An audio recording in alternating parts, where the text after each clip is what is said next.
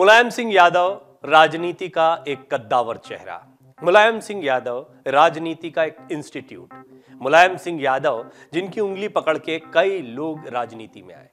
हाँ, यह भी सही है कि मुलायम सिंह यादव के अपने परिवार से 25 चेहरे राजनीति में उतरे और सबके सब राजनीति में अच्छा काम भी कर पाए। खासतौर पर उनके छोटे भाई शिवपाल यादव, अखिलेश यादव आज भी उत्तर प्रदेश की राजनीति में काफी मजबूती से आगे बढ़ रहे हैं। आजम खान का नाम भी नहीं भूलना चाहिए। ऐसे कई बड़े नाम रहे हैं जो मुलायम सिंह यादव से ही राजनीति सीखने के बाद राजनीति की सीढ़ियों पर आगे चढ़े हैं।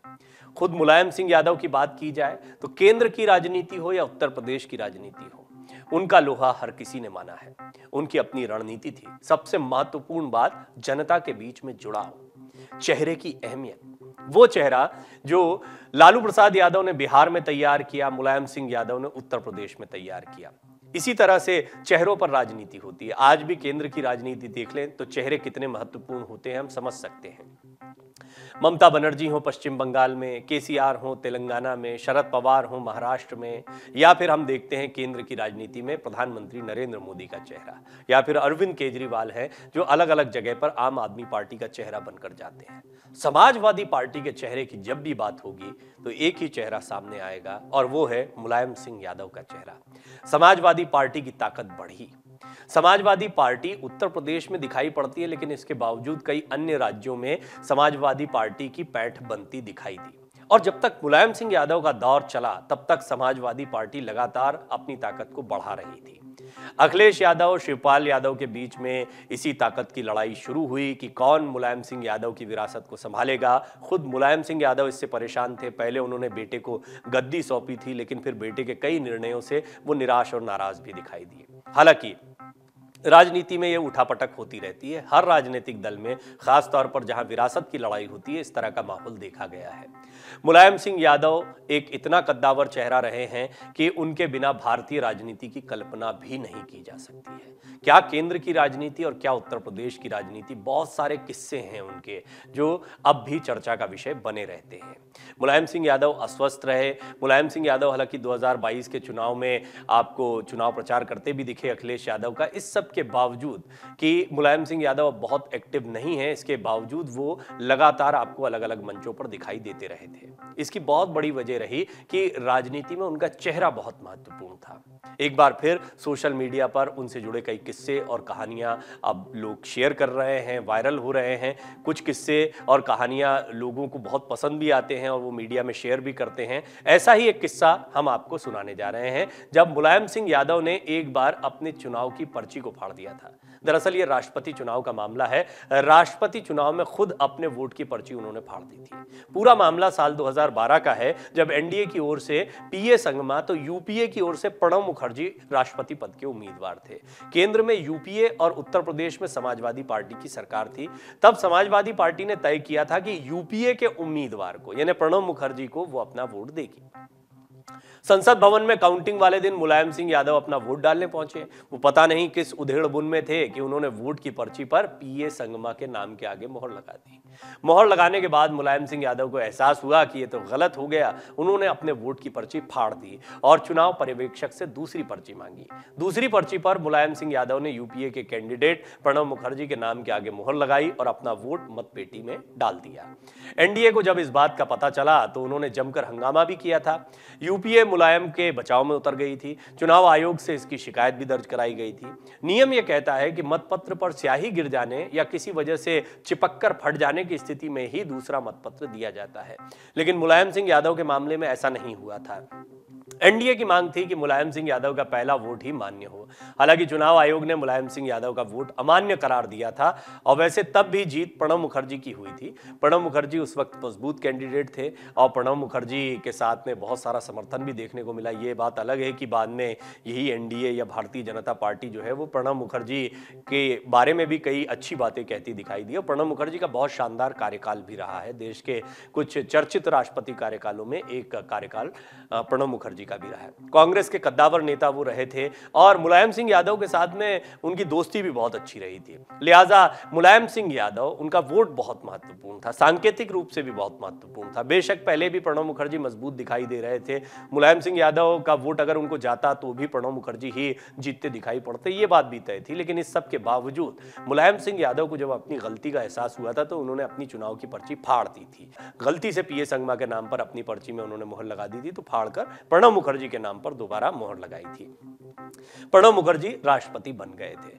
मुलायम सिंह यादव धरती पुत्र के नाम से जाने जाते हैं। अभी हाल के दौर में जो युवा हैं वो उनके चेहरे से वाकिफ है, उनके नाम से वाकिफ है, उनके किस्से से वाकिफ है। लेकिन जिन लोगों ने मुलायम सिंह यादव की राजनीति को देखा है वो जानते हैं कि उनकी राजनीति कितनी धारदार रही थी, कितनी जबरदस्त रही थी। उनके बोलने का अपना एक अंदाज था। बहुत लोग उस समय पर, मुझे याद है कि उनकी मिमिक्री भी किया करते थे, उनके जैसा बोलने की कोशिश करते थे। फिर कई लोगों ने अखिलेश यादव में उनकी छवि को देखना शुरू किया। अखिलेश यादव का अंदाज भी, दिखना भी, ये सब कुछ अपने पिता मुलायम सिंह यादव से बहुत प्रभावित दिखाई पड़ता है। इस सब के बावजूद अखिलेश यादव मुलायम सिंह यादव के बेटे हैं, जिसकी वजह से उनको विरासत में ये राजनीति मिली। अखिलेश यादव ने भी 2022 का चुनाव अपने दम पर लड़ा। बहुत बड़ी कामयाबी नहीं मिली, लेकिन सीटें पहले से ज्यादा बढ़ी। समाजवादी पार्टी की ताकत बढ़ी है, बहुजन समाज पार्टी से बहुत आगे निकल गए हैं। रणनीतिक फैसले अब अखिलेश यादव ले रहे हैं और सारी समाजवादी पार्टी की राजनीति अखिलेश यादव के इर्द गिर्द दिखाई देती है। फिर भी समाजवादी पार्टी का आज भी कोई चेहरा दिखाई पड़ता है तो वो है मुलायम सिंह यादव। मुलायम सिंह यादव वो चेहरा है, वो नाम है जिनके पीछे तमाम समाजवादी पार्टी के कार्यकर्ता खड़े होते हैं। आज हम आपको मुलायम सिंह यादव के बारे में कुछ रोचक जानकारियां देने जा रहे हैं और बहुत ही कुछ इंटरेस्टिंग फैक्ट्स हैं उनके बारे में जो अब सोशल मीडिया पर काफ़ी वायरल हो रहे हैं। नेताजी 28 साल के थे तब वो चुनावी मैदान में उतरे थे और उनकी कई बड़े नेताओं के साथ कड़ी टक्कर हुई थी। उस समय नेताजी को जिताने के लिए पूरे गाँव वासियों ने उपवास कर लिया था। ये लोकप्रियता थी। देखिए, बड़ी छोटी उम्र में राजनीति में कदम रखा था नेताजी ने और उस समय पर उनकी जबरदस्त लोकप्रियता देखने को मिलती थी। गांव का गांव उपवास रखता था उनको जितवाने के लिए। देश में समाजवाद की लहर थी। बात 60 के दशक की है जब देश में राम मनोहर लोहिया समाजवादी आंदोलन के सबसे बड़े नेता थे। देश के कई हिस्सों में, खासकर दिल्ली की गद्दी तक पहुंचने वाले राज्य उत्तर प्रदेश के कई शहरों में लोग समाजवादी बनकर रैलियां निकाल रहे थे। इन रैलियों में नेताजी जरूर शामिल होते थे। समाजवादी विचारधारा उनके मन को रम चुकी थी। धीरे धीरे अखाड़े से निकलकर मुलायम सिंह यादव राजनीति में आ गए। उस दौर में मुलायम सिंह यादव के पास साइकिल के अलावा कुछ नहीं था। उन्हें जिताने के लिए पूरे गांव ने उपवास रखा, जिसके बाद मुलायम सिंह यादव विधायक ही नहीं 3 बार सूबे के सीएम बने और केंद्र में रक्षा मंत्री जैसे बड़े पद तक का सफर उन्होंने तय किया। उत्तर प्रदेश के पूर्व मुख्यमंत्री और समाजवादी पार्टी के संरक्षक मुलायम सिंह यादव के स्वास्थ्य को लेकर लगातार बहुत पहले से ही 2022 के चुनाव से ही खबरें आती रही थी और उनका स्वास्थ्य खराब होने के बावजूद वो चुनावी रैलियों में दिखाई देते थे। लेकिन जिस रैली में जाते थे उस रैली में हम देखते थे कि किस तरह से लोगों में उत्साह देखने को मिलता था। उनकी एक झलक पाने के बाद ही समाजवादी पार्टी के कार्यकर्ता उत्साहित हो जाते थे और इसकी बहुत बड़ी वजह है कि जमीन पर उन्होंने बहुत लंबा काम किया है, 60 के दशक से ही। आज हम आपको नेताजी का वो किस्सा बता रहे हैं जब वो राजनीति के शुरुआती चरण में थे। उन्हें विधायक बनाने के लिए पूरे गांव ने उपवास रखा। यही नहीं, चंदा इकट्ठा करके गाड़ी और ईंधन की व्यवस्था की ताकि मुलायम सिंह यादव के लिए प्रचार किया जा सके। डॉक्टर राम मनोहर लोहिया की संयुक्त सोशलिस्ट पार्टी में मुलायम सिंह यादव सक्रिय सदस्य रहे। वो किसानों और अपने क्षेत्र के गरीबों की आवाज पर हमेशा मुखर रहा करते। ये वो दौर था जब मुलायम सिंह यादव मास्टरी, कुश्ती और राजनीति तीनों पहियों पर संतुलन बनाए हुए थे। बहुत सारे काम कर रहे थे नेताजी।